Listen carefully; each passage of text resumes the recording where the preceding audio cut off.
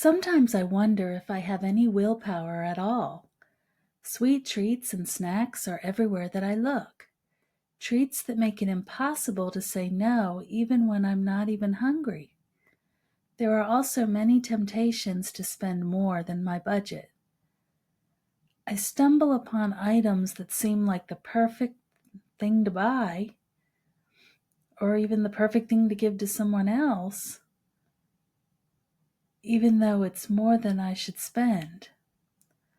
I also come across things that are on a wonderful sale that is so great that I have to get it for myself. Actually, these feelings are problems all year long, but the new year can magnify them. I have always tended to think that I can do better if I just try harder. Self-improvement books and magazines have always appealed to me. Every Monday I resolve to do better. Sometimes I do better for a while until I go back to my old habits of laziness and taking the easy way.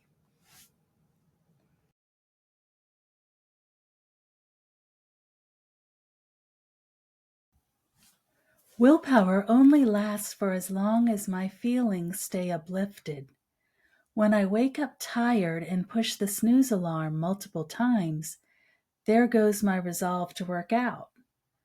As long as I feel good, my willpower is strong. However, if I feel tired or just blah, I don't feel like sticking to my newfound intentions.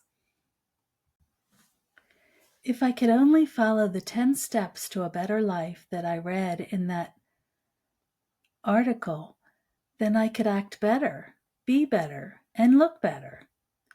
Magic formulas for instant success and routines to follow seem like the answer to making everything work out great. However, following these routines relies on willpower, and willpower comes and goes. Philippians 4:13 tells me that I can do everything through Christ who gives me strength. It never tells me that I can do all things through my own willpower. Using willpower is also an attempt to hide my weaknesses and try to appear as if I have it all together. Not only is this perpetuating a ruse, but it also doesn't give God a chance to work in my life. Being honest about my weaknesses and failings, and even sharing them with other people, gives Him a chance to work.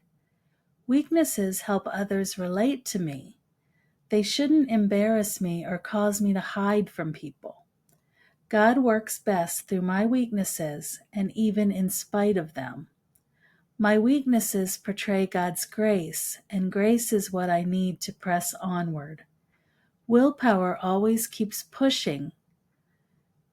It keeps me pushing, and tells me not to stop.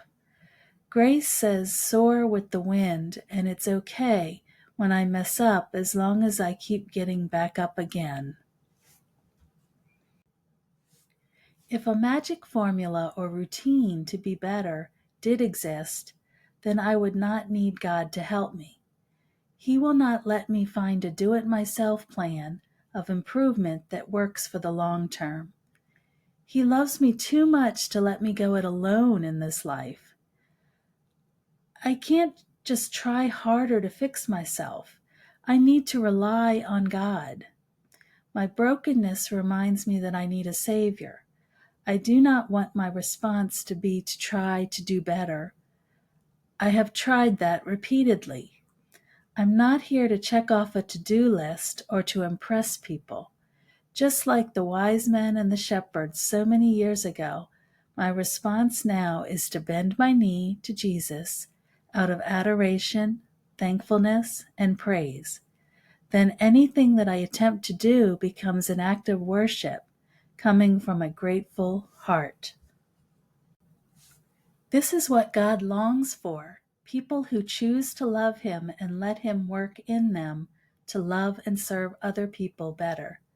He wants me to work out my salvation with fear and trembling, knowing that it is Him who is working in me to will and to act according to His good purpose. It is freeing to trust that God has not given up on me and will continue to help me. Becoming is a process, not an overnight miracle. How do I live like this regularly? Honestly, I'm not there yet. Some days I work with strength from the Lord. Some days I work in my own strength. And some days I don't do enough of what I should do. But this inconsistency keeps me relying on my relationship with God more than ever in order to keep improving.